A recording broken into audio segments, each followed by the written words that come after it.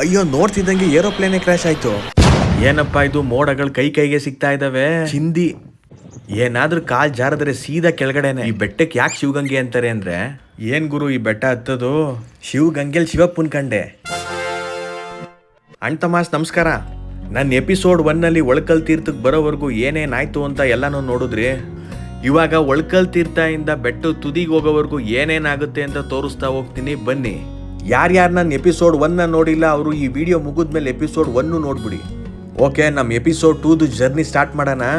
ಒಳಕಲ್ ತೀರ್ಥ ಮುಗಿಸ್ಕೊಂಡು ಮೇಲೆ ಬಂದಾಗ ನಮಗೆ ಕಾಣಿಸದೆ ಶ್ರೀ ಕುಂಭಾವತಿ ತೀರ್ಥ ಅಂತ. ಆ ಜಾಗನ ಕ್ಲೋಸೇ ಮಾಡ್ಬಿಟ್ಟವ್ರೆ. ಹಾಗೆ ಮುಂದೆ ಬರುವಾಗ ಒಂದು ಅಚಾತುರ್ಯ ನಡೆದೋಯ್ತು. ನಾನು ಮೊದಲೇ ಹೇಳ್ದಂಗೆ ಈ ಬೆಟ್ಟನ ಹತ್ಬೇಕು ಅಂದ್ರೆ ಬರೀ ಬೆವರಲ್ಲ, ರಕ್ತನೂ ಸುರಿಸ್ಬೇಕು ಅಂತ ಕಾಲಲ್ಲಿ ರಕ್ತ ಸುರಿಸ್ಕೊಂಡು ಹತ್ತುತ್ತಾ ಇದ್ದೀನಿ ಬೆಟ್ಟನ. ಮುಂದೆ ಬಂದಾಗ ನನಗೆ ಎದುರಾಗಿದ್ದೆ ಈ ದೈತ್ಯ ಬಂಡೆಗಳು. ಈ ಬಂಡೆಗಳ ಮಧ್ಯ ನಾನು ಹೋಗ್ಬೇಕಾಗಿತ್ತು. ಇಲ್ಲಿ ಶ್ರೀಮಾತೆ ಗಂಗಾ ಪರಮೇಶ್ವರಿ ಅಂತ ದೇವರಿದೆ. ಇಲ್ಲಿ ಒಂದು ನಂಬಿಕೆ ಏನಪ್ಪಾ ಅಂದ್ರೆ, ನಾವು ಕೈಗೆ ಕಟ್ಕೊಂಡ್ ಬಂದಿರೋ ದಾರಾನ ಏನಾದ್ರೂ ನೆನೆಸ್ಕೊಂಡು ಈ ಮರಕ್ಕೆ ಕಟ್ಟಿದ್ರೆ ನಾವು ಬೇಡ್ಕೊಳ್ಳೋದೆಲ್ಲ ನೆರವೇರುತ್ತೆ ಅಂತ ಅರ್ಥ. ಬನ್ನಿ ಮುಂದೆ ಸಾಗೋಣ. ಈ ಶಿವಗಂಗೆ ಬೆಟ್ಟದಲ್ಲಿ ಸುಮಾರು ಈ ತರ ಚಿಕ್ಕ ಚಿಕ್ಕ ದೇವಸ್ಥಾನಗಳಿದಾವೆ. ನೀವು ಬೆಟ್ಟ ಹತ್ತುತ್ತಾ ಹೋದಂಗೆ ಅಲ್ಲಲ್ಲೇ ಸಿಗ್ತಾ ಇರ್ತವೆ.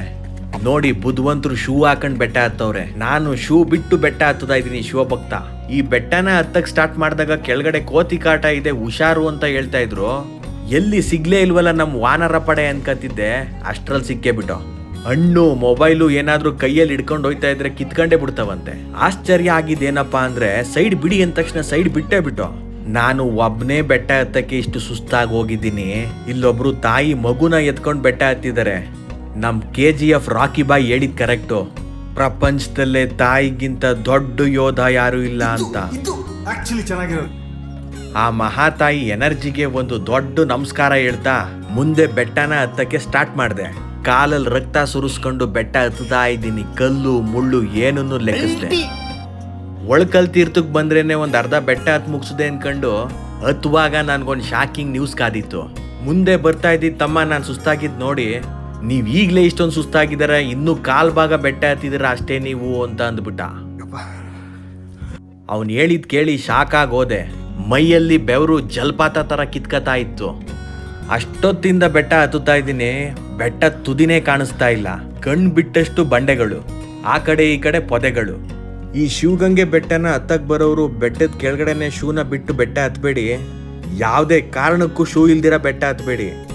ಕಾಲಿಗೆ ಕಲ್ಲು ಮುಳ್ಳು ಚುಚ್ತಾ ಇದೆ, ಹೆಜ್ಜೆಜ್ಜೆಗೂ ನೋವು. ಹಾಗೆ ಬೆಟ್ಟ ಹತ್ಕೊಂಡು ಮುಂದೆ ಬರುವಾಗ ನನಗ್ ಕಾಣಿಸಿದೆ ಬಂಡೆ ಪ್ರೇಮಿಗಳು. ಏನ್ ಈ ಬೆಟ್ಟ ಇವ್ರ ಅಪ್ಪನ ಮನೆ ಆಸ್ತಿ ಅನ್ನೋ ತರ ಬಂಡೆ ಮೇಲೆ ಹೆಸರನ್ನ ಕೆತ್ಬಿಟ್ಟು ಹೋಗ್ಬಿಟ್ಟು.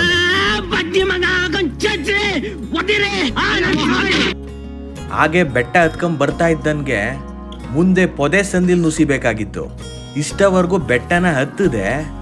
ಈ ದಾರಿ ಯಾಕೋ ನನ್ನ ಬೆಟ್ಟದಿಂದ ಕೆಳಗಡೆ ಇಳಿಸ್ತಾ ಇದೆಯಲ್ಲ. ಎಪಿಸೋಡ್ 1 ದಾರಿ ತಪ್ಪದಂಗೆ ಇಲ್ಲೂ ಮತ್ತೇನಾರು ದಾರಿ ತಪ್ಪುಟ್ಟ ಅನ್ಕೊಂಡು ಹಾಗೆ ಮುಂದೆ ಹೋಗ್ತಾ ಇದ್ದೆ. ಯಾರನ್ನಾರು ಕೇಳೋಣ ಅಂದ್ರೆ ಅಲ್ಲಿ ಬೇರೆ ಯಾರೂ ಇಲ್ಲ. ನನ್ನ ಫ್ರೆಂಡ್ ಬೇರೆ ಬೆಟ್ಟದಲ್ಲಿ ಕರಡಿ ಇರ್ತಾವಂತೆ ಅಂತ ಬೇರೆ ಎದುರಿಸಿದ್ದ. ಧೈರ್ಯ ಮಾಡಿ ಮುಂದೆ ಮುಂದೆ ಬಂದೆ.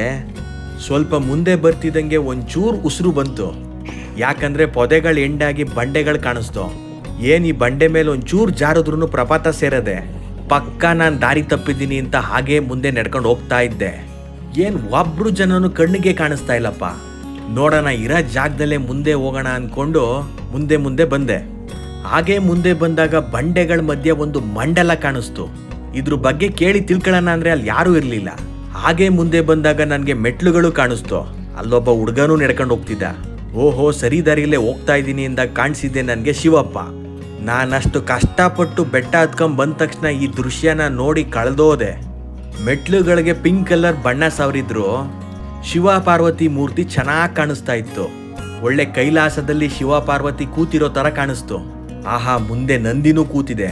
ಆ ದೃಶ್ಯನ ಎಂಜಾಯ್ ಮಾಡಿ ಅಲ್ಲೇ ಇದ್ದ ದೇವಸ್ಥಾನದೊಳಗಡೆ ಹೋದೆ.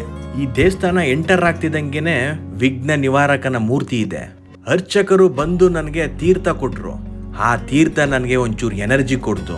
ಇಲ್ಲಿ ಸುಮಾರು ಶಿವಲಿಂಗಗಳಿದಾವೆ. ಒಂದೊಂದು ಶಿವಲಿಂಗಕ್ಕೂ ಒಂದೊಂದು ಹೆಸರು. ವೈದ್ಯನಾಥೇಶ್ವರ, ಓಂಕಾರೇಶ್ವರ, ರಾಮೇಶ್ವರ, ಸೋಮನಾಥೇಶ್ವರ, ಭೀಮಶಂಕರ, ತ್ರಯಂಬಕೇಶ್ವರ, ಮಲ್ಲಿಕಾರ್ಜುನ, ಹೀಗೆ ಸುಮಾರು ಹೆಸರುಗಳನ್ನ ಹಾಕಿದ್ರು. ಅದೆಲ್ಲ ಯಾವ್ಯಾವ ಜಾಗದಲ್ಲಿದೆ ಅಂತನೂ ಕೂಡ ಹಾಕಿದ್ರು. ಶಿವನ ಅಷ್ಟು ಅವತಾರಗಳನ್ನ ನೋಡಿ ನಾನು ನನ್ನ ಜರ್ನಿನ ಕಂಟಿನ್ಯೂ ಮಾಡಿದೆ. ಹಾಗೆ ಮುಂದೆ ಮುಂದೆ ಬರ್ತಾ ಇರುವಾಗ ನನಗೆ ಬೆಟ್ಟದ ತುದಿ ಕಾಣಿಸ್ತು. ಸದ್ಯ ಅಂತೂ ಇಂತೂ ಹತ್ರನೇ ಬಂದಿದ್ದೀನಿ ಅನ್ಕೊಂಡು ಹಾಗೆ ಮುಂದೆ ಬಂದೆ. ಆ ಬೆಟ್ಟ, ಆ ಮೋಡ, ಆ ವ್ಯೂ ಅಂತೂ ಸಖತ್ತಾಗಿ ಕಾಣಿಸ್ತಾ ಇತ್ತು. ಇಷ್ಟು ದೂರ ಬೆಟ್ಟನ ಹತ್ಕೊಂಡ್ ಬಂದಿದ್ದಕ್ಕೂ ಸಾರ್ಥಕ ಆಯ್ತು ಅನ್ನಿಸ್ತಿತ್ತು. ಆ ಮೋಡಗಳು, ಆ ಸೂರ್ಯ ಎಲ್ಲಾನು ನೋಡಿ ಕೈಲಾಸಕ್ಕೆ ಬಂದ್ಬಿಟ್ನೇನಪ್ಪ ಅನ್ಕಂಡೆ. ಈ ಬೆಟ್ಟನ ಯಾರು ಮಧ್ಯಾಹ್ನದ ಹತ್ತಕ್ ಹೋಗ್ಬೇಡಿ, ಬಹಳನೇ ಸುಸ್ತು ಮಾಡಾಕತ್ತೆ ನಿಮ್ನ. ಹಾಗೆ ಬೆಟ್ಟ ಹತ್ತುವಾಗ ನನ್ಗೊಂದು ಮನಮೋಹಕ ದೃಶ್ಯ ಕಾಣಿಸ್ತು. ಬೆಟ್ಟದ ಮೇಲೆ ಒಂದು ವಿಮಾನ ಕಾಣಿಸ್ತು. ನೋಡ್ತಿದ್ದಂಗೆ ವಿಮಾನ ಬೆಟ್ಟಕ್ಕೆ ಗುದ್ದಿ ಕ್ರ್ಯಾಶೇ ಆಗೋಯ್ತು ಅನ್ಕಂಡೆ. ಆದ್ರೆ ಅದು ಇನ್ನ ಹೈಟಲ್ಲಿ ಆರ್ತಿತ್ತು ಬಿಡಿ.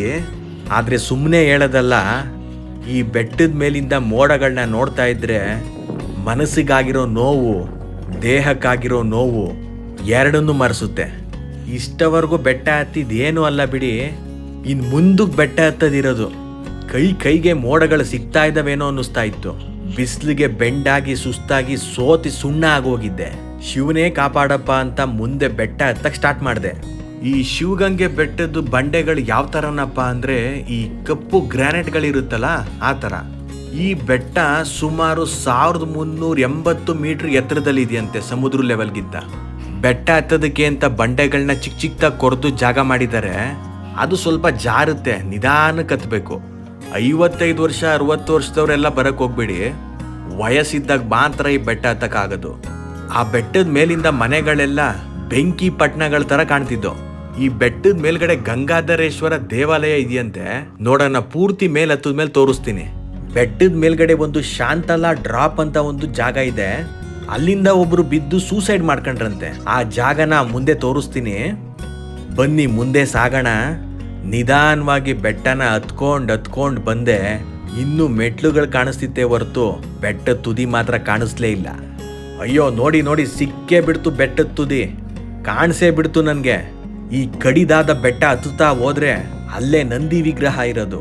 ನಾನ್ ನಿಂತಿರೋ ಜಾಗದಿಂದ ದಾಬಾಸ್ಪೇಟೆ ಕಾಣಿಸುತ್ತೆ ನೋಡಿ, ತೋರಿಸ್ತೀನಿ. ಮನೆಗಳೆಲ್ಲ ಚಿಕ್ಕದಾಗಿ ಇರುವೆಗಳ ತರ ಕಾಣಿಸ್ತಿದ್ದು. ಸರಿ, ಆ ನಂದಿ ವಿಗ್ರಹ ಹತ್ರ ಹೋಗೋಣ ಅಂತ ಹತ್ತಕ್ ಸ್ಟಾರ್ಟ್ ಮಾಡಿದೆ. ಸದ್ಯ ಇಲ್ಲಿ ಹಿಡ್ಕೊಂಡು ಹತ್ತದಕ್ಕೆ ಅಂತ ಗ್ರಿಲ್ಗಳು ಹಾಕಿದ್ದಾರೆ. ಅಂತೂ ಇಂತೂ ನಂದಿ ಇರೋ ಜಾಗಕ್ಕೆ ಬಂದೇ ಬಿಟ್ಟೆ. ಇನ್ನೊಂದು ಬಂಡೆ ಹತ್ತಿದ್ರೆ ನನಗೆ ನಂದಿ ಸಿಕ್ಬಿಡುತ್ತೆ. ಬನ್ನಿ ಹತ್ತೇ ಬಿಡೋಣ. ಎಷ್ಟು ಕಡಿದಾದ ಬಂಡೆ ಅಂತೀರಾ ಇದು, ಕಾಲಿಡೋದಕ್ಕೂ ಜಾಗ ಇಲ್ಲ. ನಾನು ಸುಮಾರು ಸಾಹಸನ ಮಾಡಿ ಮೇಲಕ್ಕೆ ಹತ್ತೇ ಬಿಟ್ಟೆ.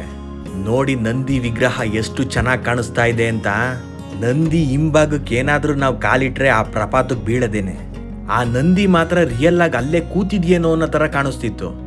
ಧೈರ್ಯ ಮಾಡಿ ನಂದಿನ ಒಂದು ಪ್ರದಕ್ಷಿಣೆ ಹಾಕಿ ಅಲ್ಲಿಂದ ಕಾಣಿಸ್ತಿದ್ದ ವ್ಯೂನ ಎಂಜಾಯ್ ಮಾಡಿ ಕೆಳಗಡೆ ಇಳಿದ್ಮೇಲೆ ನಾನು ಹತ್ತಿದ ಜಾಗ ಹಿಂಗೆ ಕಾಣಿಸ್ತಿತ್ತು. ಈ ಕಡೆ ಇನ್ ಸ್ವಲ್ಪ ಮೆಟ್ಲುಗಳಿದ್ದೋ, ನಾನು ಅದು ಹತ್ಬೇಕಿತ್ತು. ನಾನು ಹತ್ತುವಾಗ ಈ ಕೋತಿ ಒಂದು ಅಟ್ಯಾಕ್ ಮಾಡ್ಬಿಡ್ತು ನೋಡಿ. ನನ್ನ ಮೇಲೆ ಆ ಕೋತಿ ನೆಗದೆ ಬಿಡದ. ನಾನು ಕೀರಾಡಿ ತಪ್ಪಿಸ್ಕೊಂಡೆ. ಇದೇ ಗಂಗಾಧರೇಶ್ವರ ದೇವಸ್ಥಾನ. ಒಳಗಡೆ ತೋರ್ಸೋಣ ಅನ್ಕೊಂಡಿದ್ದೆ, ಆದರೆ ಕ್ಯಾಮ್ರಾನ ಹಲೋ ಮಾಡಲಿಲ್ಲ. ಇವಾಗ ನೋಡಿ ನಿಮಗೆ ಶಾಂತಲಾ ಡ್ರಾಪ್ ಪಾಯಿಂಟ್ನ ತೋರಿಸ್ತೀನಿ. ಈ ಜಾಗದಿಂದನೇ ರಾಣಿ ಶಾಂತಲಾ ಅವರು ಆತ್ಮಹತ್ಯೆ ಮಾಡ್ಕೊಂಡಿದ್ದು. ಹಿಂದೆ ಈ ಜಾಗ ಹೊಯ್ಸಳ ರಾಜರ ಕಂಟ್ರೋಲಲ್ಲಿ ಇತ್ತಂತೆ. ರಾಜ ವಿಷ್ಣುವರ್ಧನ ಅವರ ಪತ್ನಿ ರಾಣಿ ಶಾಂತಲಾ ಅವರು ಮಗನಿಗೆ ಜನ್ಮ ನೀಡಲಿಲ್ಲ. ಆ ಖಿನ್ನತೆಯಿಂದ ಅವರು ಈ ಬೆಟ್ಟದಲ್ಲಿ ಆತ್ಮಹತ್ಯೆ ಮಾಡಿಕೊಂಡ್ರು. ಇದಿಷ್ಟು ಈ ಶಿವಗಂಗೆ ಬೆಟ್ಟದ ಇತಿಹಾಸ. ನಾನು ಈ ಬೆಟ್ಟ ಹತ್ತೋದಕ್ಕೆ 2.5 ಗಂಟೆ ತಗೊಂಡೆ. ಈ ಬೆಟ್ಟ ಇಳಿಯುವಾಗ ನಿಮ್ ಸಾಫ್ಟ್ವೇರ್ ಗೌಡ್ರು ಎಂತೆಂಥ ಕಡಿದಾದ ಬಂಡೆಗಳನ್ನ ಹತ್ತಿದ್ದಾರೆ ಅನ್ನೋದು ತೋರಿಸ್ತೀನಿ ನೋಡಿ. ಈ ಬಂಡೆ ಇಳಿಯುವಾಗ ಕಾಲ್ ಸ್ವಲ್ಪ ಸ್ಲಿಪ್ ಆದ್ರೂ ಬಿದ್ದು ಮುಖಾಮುಖಿ ಹೊಡ್ಕೊಳ್ಳದೆ. ಈ ಬೆಟ್ಟನ ಯಾಕೆ ಶಿವಗಂಗೆ ಅಂತಾರೆ ಅಂದ್ರೆ, ಈ ಬೆಟ್ಟ ನೋಡೋದಕ್ಕೆ ಶಿವಲಿಂಗನ್ ತರನೇ ಕಾಣಿಸುತ್ತೆ, ಹಾಗಾಗಿ ಶಿವಗಂಗೆ ಅಂತ ಕರೀತಾರೆ. ಅದಕ್ಕೆ ನಮ್ಮ ಹಿರಿಯರು ದೇಶ ಸುತ್ತಿ ಕೋಶ ಓದು ಅಂತ ಹೇಳಿರೋದು. ಹಿರಿಯರೇನೋ ಹಂಗಂದ್ರು, ನಾನು ನಿಮ್ಮ ಸಾಫ್ಟ್ವೇರ್ ಗೌಡ್ರು ವಯಸ್ಸಿದ್ದಾಗ ಬೆಟ್ಟ ಹತ್ತು, ವಯಸ್ಸಾದ್ಮೇಲೆ ಚಟ್ಟ ಹತ್ತು ಅಂತ ಇದ್ದೀನಿ. ಈ ಶಿವಗಂಗೆ ಬೆಟ್ಟಕ್ಕೆ ಹೋಗುವಾಗ ನೀರು ಫ್ರೂಟ್ಸ್ ಎಲ್ಲನೂ ತಗೊಂಡೋಗಿ ಬೆಟ್ಟ ಹತ್ತುವಾಗ್ಲೂ ಸಿಗುತ್ತೆ, ಆದರೆ ರೇಟ್ ಮಾತ್ರ ಜಾಸ್ತಿ. ಪಾಪ ವ್ಯಾಪಾರ ಮಾಡೋರು ಕೆಳಗಡೆಯಿಂದ ಮೇಲ್ಗಡೆವರೆಗೂ ಒತ್ಕೊಂಬಂದು ವ್ಯಾಪಾರ ಮಾಡ್ತಾರಲ್ವಾ, ಸೊ ಒಂದು ಬೌಲ್ ಫ್ರೂಟ್ಸ್ಗೆ 40 ರೂಪಾಯಿ ತಗೋತಾರೆ. ನಾನಂತೂ ಸುಸ್ತಾಗಿ ಮಜ್ಜಿಗೆನ ಕುಡ್ದಿದ್ದೆ. ಸಂಜೆ ಆಗಿದ್ರಿಂದ ಮಜ್ಜಿಗೆ ತಂಪಾಗಿತ್ತು. ನಾನು ಹತ್ತಿದ ಬೆಟ್ಟಕ್ಕೆ ಬಾಯ್ ಮಾಡ್ತಾ ಕೆಳಗಡೆ ಇಳಿತಾ ಇದ್ದೀನಿ. ಇಲ್ಲಿ ವಯಸ್ಸಾಗಿರೋರಿಬ್ರು ಬಂದು ಬೆಟ್ಟನ ಪೂರ್ತಿಯಾಗಿ ಹತ್ತಕ್ಕಾಗದೆ ಹಂಗೆ ಹೋಗ್ತಾವ್ರೆ. ಕೆಲವೊಬ್ರು ಕಾಲ್ ಶೇಕ್ ಆಗಿ ಕೋಲ್ನೇ ಹಿಡ್ಕೊಂಬಿಟ್ಟವ್ರೆ. ಕೋಲ್ನ ಊರ್ಕೊಂಡು ಬೆಟ್ಟ ಇಳಿತಾವ್ರೆ. ನಾನು ಇಳಿಯುವಾಗ ಒಂದಿಬ್ರು ಬೆಟ್ಟದ ರಿವ್ಯೂ ಕೇಳಿದ್ರು. ಸಖತ್ತಾಗಿದೆ ಹೋಗಿ ಅಂತ ಹೇಳ್ದೆ. ಬಾಡಿಗೆ ಇನ್ನೊಂದು ಗ್ಲಾಸ್ ಮಜ್ಜಿಗೆ ಏರಿಸ್ಕೊಂಡು ತಂಪು ಮಾಡ್ಕೊಂಡೆ. ಸಂಜೆ ಆಗಿದ್ರಿಂದ ತಂಪಾದ ಗಾಳಿ ಬೀಸ್ತಾ ಇತ್ತು. ತಂಪಾದ ಗಾಳಿ ತಗೊಂಡು ಶಿವಗಂಗೆ ಬೆಟ್ಟದಿಂದ ಕೆಳಗಡೆ ಬಂದೇ ಬಿಟ್ಟೆ. ಇಲ್ಲಿಂದನೇ ನೋಡಿ ನಾನು ಶಿವಗಂಗೆ ಬೆಟ್ಟನ ಹತ್ತಕ್ಕೆ ಸ್ಟಾರ್ಟ್ ಮಾಡಿದ್ದು. ಕೊನೆಗೂ ಕೆಳಗಡೆ ಬಂದು ಶಿವನೇ ಕಾಪಾಡಪ್ಪ ಅಂತ ಬೆಟ್ಟನ ಒಂದ್ಸಲ ತಿರುಗಿ ನೋಡಿ ಕೈ ಮುಗ್ದು ಅಲ್ಲಿಂದ ಹೊರಟೆ. ಶಿವರಾತ್ರಿ ದಿನ ಶಿವಗಂಗೆ ಬೆಟ್ಟ ಹತ್ತಿದ್ರೆ ಹಿಮಾಲಯ ಹತ್ತಿದಷ್ಟೇ ಪುಣ್ಯ ಬರುತ್ತಂತೆ ಒಬ್ರು ನಾಗಸಾಧುಗಳು ಹೇಳಿದ್ದಾರೆ. ಸಾಫ್ಟ್ವೇರ್ ಗೌಡ್ರು ಯೂಟ್ಯೂಬ್ ಚಾನಲ್ನ ಸಬ್ಸ್ಕ್ರೈಬ್ ಮಾಡೋದು ಮರಿಬೇಡಿ. ಜೈ ಕರ್ನಾಟಕ.